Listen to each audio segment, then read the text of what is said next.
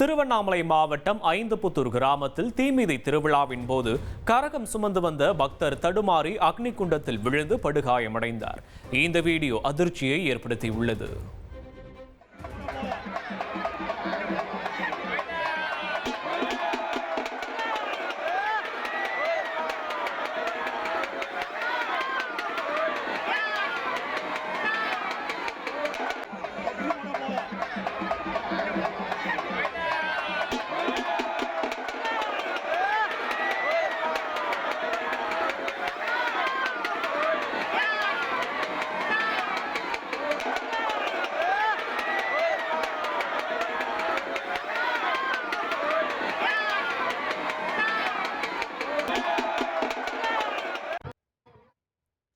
கள்ளக்குறிச்சி மாவட்டம் திருக்கோவிலூரில் துணிக்கடைக்குள் திடீரென குதிரை புகுந்ததால் ஊழியர்கள் அலறியடித்து ஓடியது பரபரப்பை ஏற்படுத்தியுள்ளது.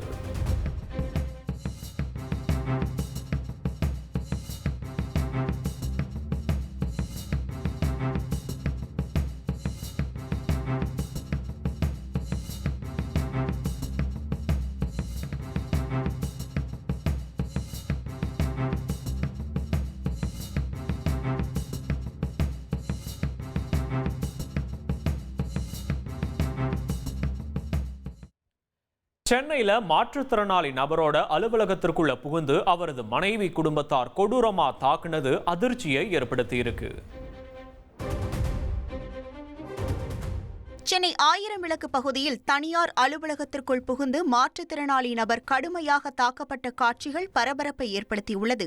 மாற்றுத்திறனாளியான செந்தில்நாதன் ரேகா என்பவருடன் இணைந்து அலுவலகம் நடத்தி வரும் நிலையில் கடந்த 10ஆம் தேதி செந்தில்நாதனின் மனைவியும் அவரது சகோதரர்களும் அலுவலகத்திற்குள் புகுந்து இருவரையும் கடுமையாக தாக்கியுள்ளனர்.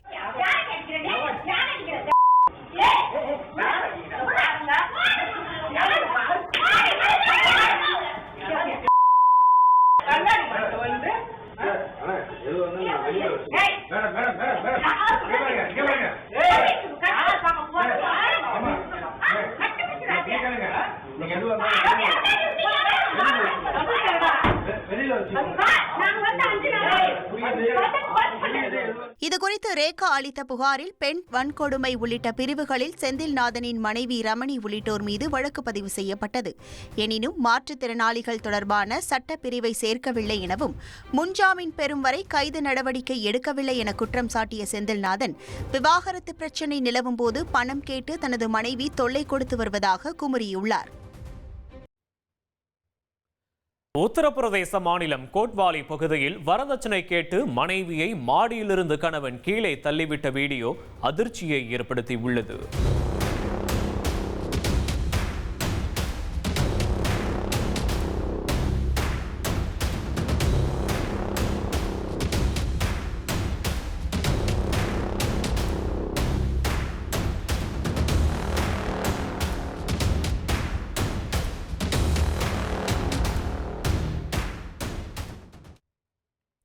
ஒரு பெண் வெறும் 4 சவரன் நகைக்காக உயிர் தோழியவே கொலை செஞ்சு நாடகமாடினதா வெளியான புகார் அதிர்ச்சியை ஏற்படுத்தியிருக்கு.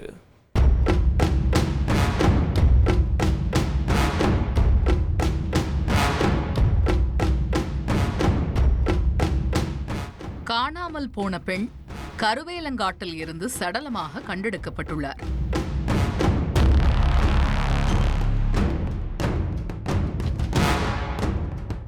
சம்பவ இடத்தை அலசி ஆராய்ந்த தடயவியல் நிபுணர்கள் அங்கு கிடைத்த தடயங்கள் ஒன்றுவிடாமல் சலித்தெடுத்துள்ளனர்.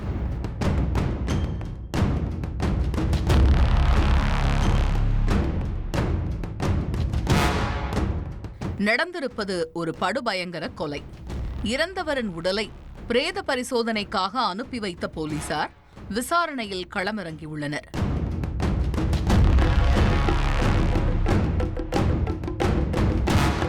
கொல்லப்பட்டவர் ராமநாதபுரம் மாவட்டம் சாயல்குடி அருகே உள்ள கரிசல்குளம் கிராமத்தைச் சேர்ந்த 38 வயதான உத்தரவள்ளி.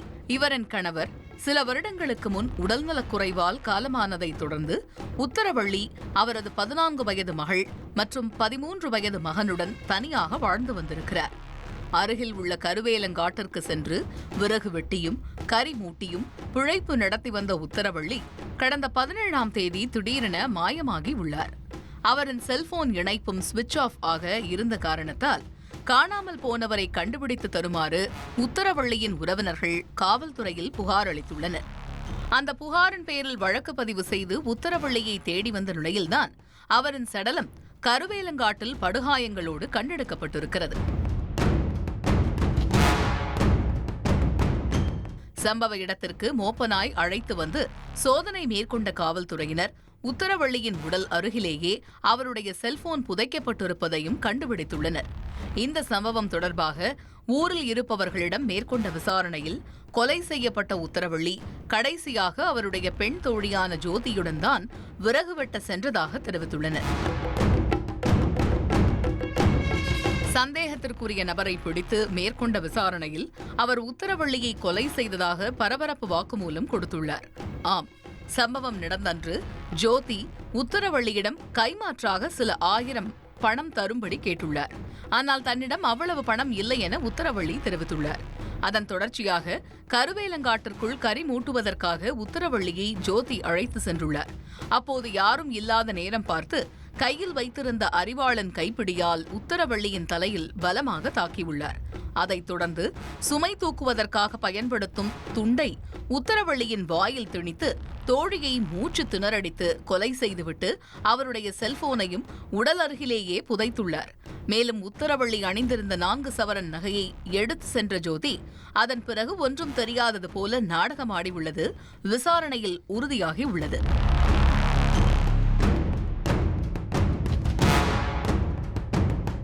கொலையாளியிடம் இருந்து வாக்குமூலம் பெற்றுக்கொண்ட போலீசார் அவர் கொள்ளையடித்த 4 சவரன் நகையையும் மீட்டுள்ளனர். மேலும் நடந்த கொலையில் ஜோதிக்கு உடந்தையாக வேறு யாரேனும் செயல்பட்டார்களா என்கிற கோணத்திலும் தீவிர விசாரணை மேற்கொண்டுள்ளனர். வெறும் 4 சவரன் நகைக்காக 2 குழந்தைகளின் தாயை பெண் தோழியை கொலை செய்துள்ள சம்பவம் கரிசல்குளம் கிராமத்தினரை கதிகலங்க வைத்திருக்கிறது. வால்பாறை பக்கத்துல பதைக்க வைக்கிற மாதிரி ஒரு கொடூர சம்பவம் நடந்திருக்கு. கோவை மாவட்டம் வால்பாறை அருகே 4 வயது சிறுமியை தாய் கண்முன்னே சிறுத்தை ஒன்று தூக்கிச் சென்றது அதிர்ச்சியை ஏற்படுத்தியுள்ளது. ஜார்க்கண்ட் மாநிலத்தைச் சேர்ந்த தம்பதியர் பச்சைமலை எஸ்டேட் பகுதியில் தங்கியுள்ளனர். அவர்களது 4 வயது குழந்தை ரோஷினி காளியம்மன் கோயில் அருகே விளையாடிக் கொண்டிருந்தார். அப்போது அங்கு வந்த சிறுத்தை ஒன்று தாயின் கண்முன்னே ரோஷினியை கவ்விக்கொண்டு கண் இமைக்கும் நேரத்தில் தேயிலை தோட்டத்திற்குள் பாய்ந்து சென்றது. இதை பார்த்து தாய் கதறி அழுது ஓடினார். தகவலறிந்து சென்ற வனத்துறையினர் சிறுமியை தேடும் பணியில் ஈடுபட்டுள்ளனர். தாய் கண்முன்னே 4 வயது சிறுமியை சிறுத்தை தூக்கிக் கொண்டு சென்றது அப்பகுதியில் அதிர்ச்சியையும் அச்சத்தையும் ஏற்படுத்தியுள்ளது. பெற்ற குழந்தைகளை தாயை இரக்கமின்றி கொலை செய்ததா வெளியான தகவல் அதிர்வலைகளை ஏற்படுத்தியிருக்கு. உத்தரப்பிரதேசத்தில் தகாத உறவுக்கு இடையூறாக இருந்ததாக 2 குழந்தைகளுக்கும் தாயே விஷம் வைத்து கொன்றதாக வெளியான தகவல் அதிர வைத்துள்ளது. முசாஃபர் நகர் பகுதியைச் சேர்ந்தவர் வாசிம். இவர் வெளியூரில் வேலை செய்து வரும் நிலையில் அவரது மனைவி முஸ்கானுக்கு ஜுனைத் என்பவர் உடன் பழக்கம் ஏற்பட்டதாக கூறப்படுகிறது. முஸ்கானுக்கு 2 குழந்தைகள் உள்ள நிலையில் ஜுனைத்துடன் வீட்டை விட்டு வெளியேற முடிவு செய்ததாக தெரிகிறது. ஆனால் குழந்தைகளை ஏற்க ஜுனைத் மறுத்ததாகவும் இதனால் தேநீரில் விஷம் கலந்து குழந்தைகளை முஸ்கான் கொன்றதாகவும் போலீசாரின் முதற்கட்ட விசாரணையில் தெரியவந்துள்ளது. முஸ்கானை கைது செய்த போலீசார் தலைமறைவான ஜுனைத்தை தேடி வருகின்றனர். சின்னத்திரை நடிகை காதலிக்கிற மாதிரி பழகி பணத்தை ஏமாத்திட்டதா ஒரு இளைஞர் குமுறி இருக்காரு. குங்ஃபு வகுப்பில் பழகிய துணை நடிகை பண மோசடி செய்துவிட்டதாக ஐடி ஊழியர் டிஜிபி அலுவலகத்தில் புகார் அளித்துள்ளது பரபரப்பை ஏற்படுத்தியுள்ளது. சென்னையை அடுத்த கௌரிவாக்கம் பகுதியைச் சேர்ந்த ஹரீஷ் தனியார் ஐடி நிறுவனத்தில் பணியாற்றி வருகிறார். இவர் சென்னையில் உள்ள டிஜிபி அலுவலகத்தில் புகார் ஒன்றை அளித்து செய்தியாளர்களை சந்தித்தார்.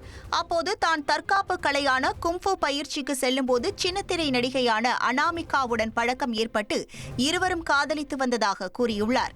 தொடக்கத்தில் தனக்கு கடன் பிரச்சனை இருப்பதாகவும் அதை சரி செய்தால்தான் திருமணம் செய்து கொள்ள முடியும் என கூறியதை நம்பி கேட்கும் போதெல்லாம் அனாமிகாவிற்கு பணம் கொடுத்ததாகவும் தெரிவித்தார். அவங்க கிட்ட வந்து நடுவில் ஒரு கடன் அடைச்சதுக்கு அப்புறம் கொஞ்சம் கொஞ்சமாக அவங்க பேசுறதை கம்மி பண்ணாங்க.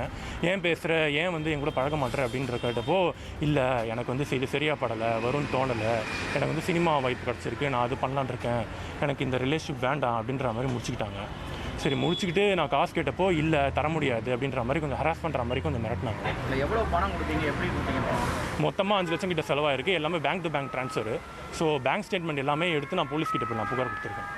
அவங்க பண்ண வாட்ஸ்அப் சாட்ஸ், அவங்க கூட எடுத்த ஃபோட்டோஸு, பேங்க் ஸ்டேட்மெண்ட்டு எல்லாமே எடுத்து நான் புகாரில் கொடுத்துருக்கேன். இப்போ என்ன படம் நடிக்கிறாங்க அவங்க? இப்போ அவங்க யோகி பாபுவோட ஒரு படம் கம்மிட்டாக இருக்காங்க. ஒரு கட்டத்தில் அனாமிகா அதிகமாக பணம் கேட்க தொடங்கியதாகவும் தான் முடியாது என கூற சண்டை போட்டுவிட்டு பிரிந்து சென்று விட்டதாகவும் கூறினார். இதுவரை சுமார் 5 லட்சம் ரூபாய் வாங்கி ஏமாற்றிய அனாமிகா மாங்காடு காவல் நிலையத்தில் பணமே வாங்கவில்லை என நாடகமாடியதாக ஹரிஷ் ஆதங்கத்துடன் தெரிவித்தார்.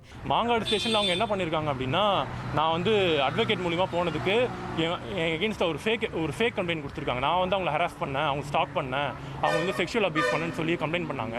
ஸோ அவங்ககிட்ட இந்த எந்த எவிடன்ஸும் இல்லை. பிரேக்கப் பண்ணதுக்கப்புறம் 1 வருஷம் அப்புறம் நான் கால் பண்ணேன், எனக்கு பணம் தேவை இருந்துச்சு, கொடுத்த பணத்தை நான் கேட்கறதுக்காக கால் பண்ணேன்.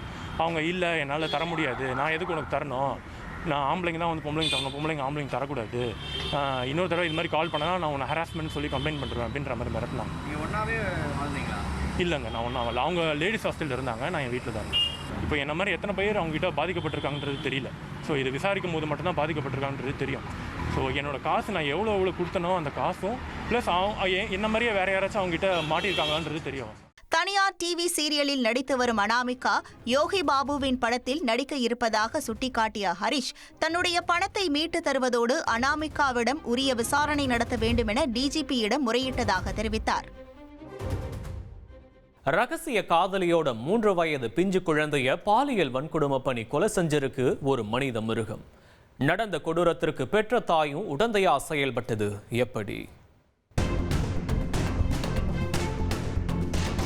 பேச்சு மூச்சின்றி மருத்துவமனையில் அனுமதிக்கப்பட்ட 3 வயது பெண் குழந்தையை பரிசோதித்த மருத்துவர்கள் அதிர்ந்து போயிருக்கிறார்கள். அந்த குழந்தையின் உடல் முழுவதும் காயங்கள் இருந்துள்ளது. அதோடு பிறப்புறுப்பிலும் ஆசனவாய் பகுதியிலும் பற்களால் கடிக்கப்பட்டதற்கான தடயங்கள் இருப்பதை பார்த்து மருத்துவர்களின் இதயமே சுக்குநூறாக நொறுங்கி உள்ளது.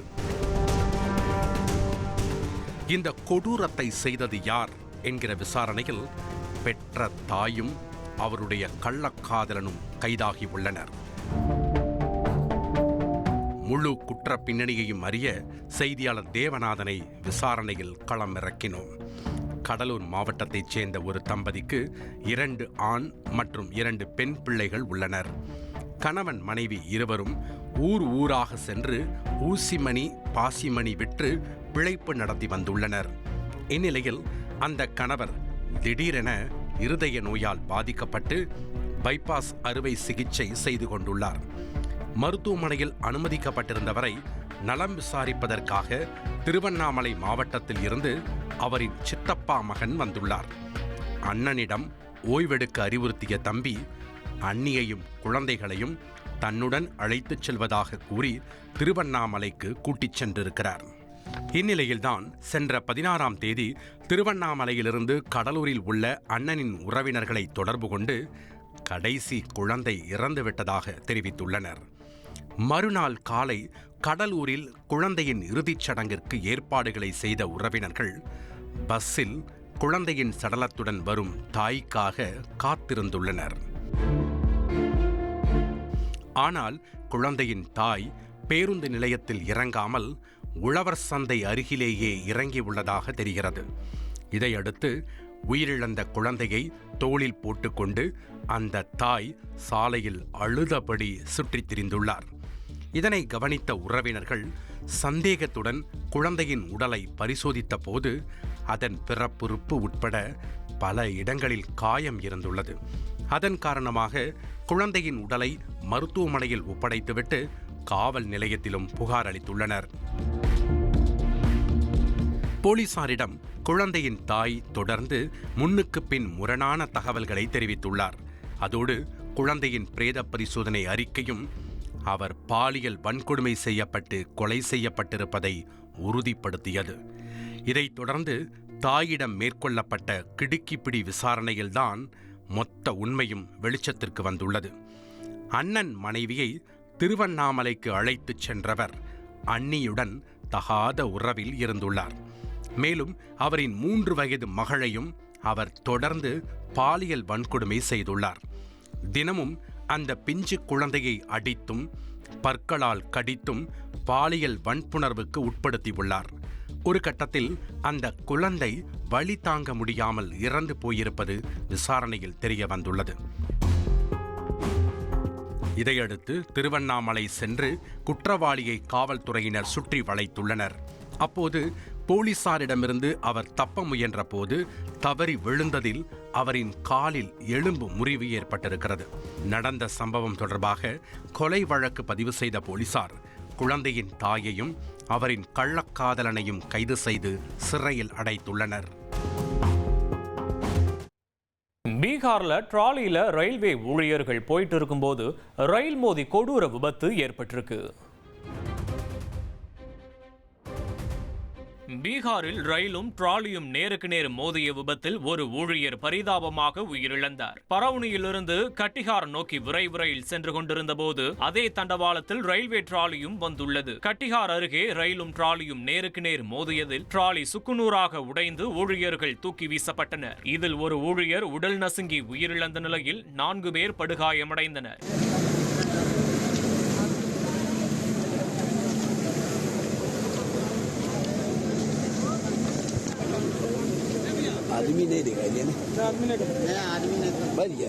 ரயில் வரும் நேரத்தில் ட்ராலி அந்த வழியாக சென்றது ஏன் என்பது பற்றியும் தொழில்நுட்ப கோளாறா அல்லது கவனக்குறைவா என்பது குறித்து விசாரணை நடத்தி வருவதாகவும் ரயில்வே தரப்பில் தெரிவிக்கப்பட்டுள்ளது. திண்டுக்கல் அரசு மருத்துவமனை முன்பு மார்க்சிஸ்ட் கம்யூனிஸ்ட் கட்சியினர் நடத்திய போராட்டத்தின் போது இந்து அமைப்பினர் திடீரென நுழைந்து வாக்குவாதத்தில் ஈடுபட்டதால் அங்கு மோதல் வெடித்தது.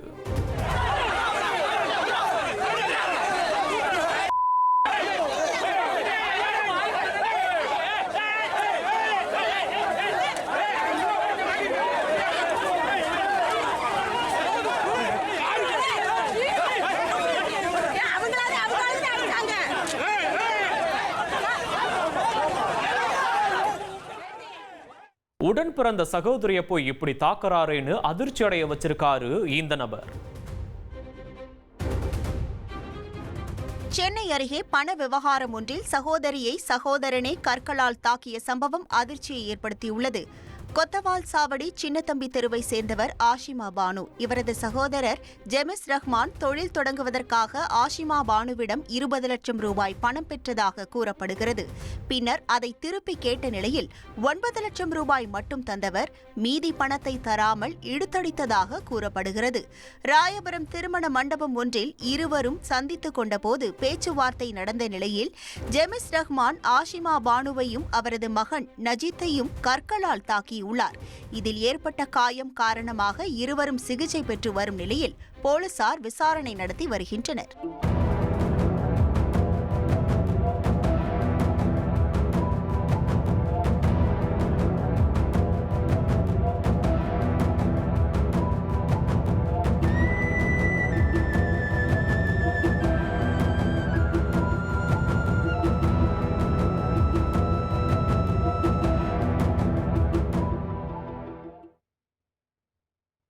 பைக்ல அதிவேகமா சென்ற இளைஞர்கள் உயிரிழந்த சம்பவம் அதிர்ச்சியை ஏற்படுத்தியிருக்கு. உத்தரப்பிரதேச மாநிலம் நொய்டாவில் நடந்த கோர விபத்தில் 2 இளைஞர்கள் சம்பவ இடத்திலேயே உயிரிழந்தனர். சார்மூர்த்தி ரவுண்டானா பகுதியில் விலை உயர்ந்த டுகாட்டி பைக்கில் அதிவேகமாக சென்ற 2 இளைஞர்கள் ரவுண்டானா மீது மோதி அண்டர் கிரவுண்ட் திட்டத்திற்காக தோண்டப்பட்ட பள்ளத்தில் விழுந்தனர். இந்த விபத்தில் ஹெல்மெட் அணியாமல் சென்ற அங்கூர் சிங், காஷிஸ் ஆகியோர் சம்பவ இடத்திலேயே உயிரிழந்தனர்.